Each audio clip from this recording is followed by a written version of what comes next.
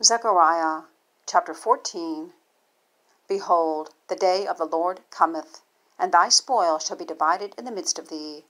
For I will gather all nations against Jerusalem to battle, and the city shall be taken, and the houses rifled, and the women ravished.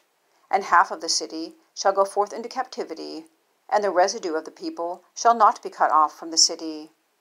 Then shall the Lord go forth and fight against those nations, as when he fought in the day of battle. And his feet shall stand in that day upon the Mount of Olives, which is before Jerusalem on the east. And the Mount of Olives shall cleave in the midst thereof, toward the east and toward the west. And there shall be a very great valley, and half of the mountain shall remove toward the north, and half of it toward the south.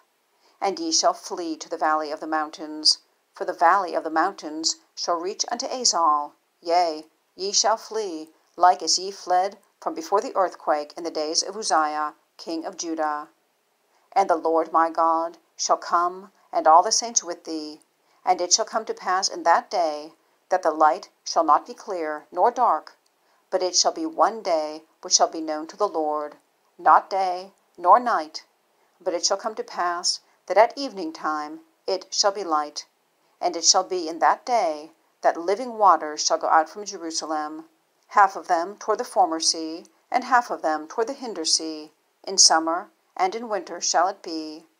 And the Lord shall be king over all the earth. In that day shall there be one Lord, and his name one. All the land shall be turned as a plain, from Geba to Rimmon, south of Jerusalem. And it shall be lifted up and inhabited in her place, from Benjamin's gate unto the place of the first gate, unto the corner gate, and from the tower of Hananeel unto the king's winepresses. And men shall dwell in it, and there shall be no more utter destruction, but Jerusalem shall be safely inhabited.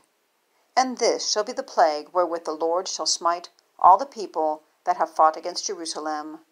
Their flesh shall consume away while they stand upon their feet, and their eyes shall consume away in their holes, and their tongue shall consume away in their mouth. And it shall come to pass in that day that a great tumult from the Lord shall be among them, and they shall lay hold every one on the hand of his neighbor, and his hand shall rise up against the hand of his neighbor. And Judah also shall fight at Jerusalem, and the wealth of all the heathen round about shall be gathered together, gold and silver and apparel in great abundance.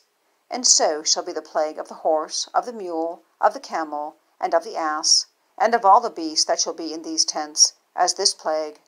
And it shall come to pass that every one that is left of all the nations which came against Jerusalem shall even go up from year to year to worship the King, the Lord of hosts, and to keep the Feast of Tabernacles. And it shall be that whoso will not come up of all the families of the earth unto Jerusalem to worship the King, the Lord of hosts, even upon them shall be no rain. And if the family of Egypt go not up, and come not, that have no rain, there shall be the plague wherewith the Lord will smite the heathen that come not up to keep the Feast of Tabernacles.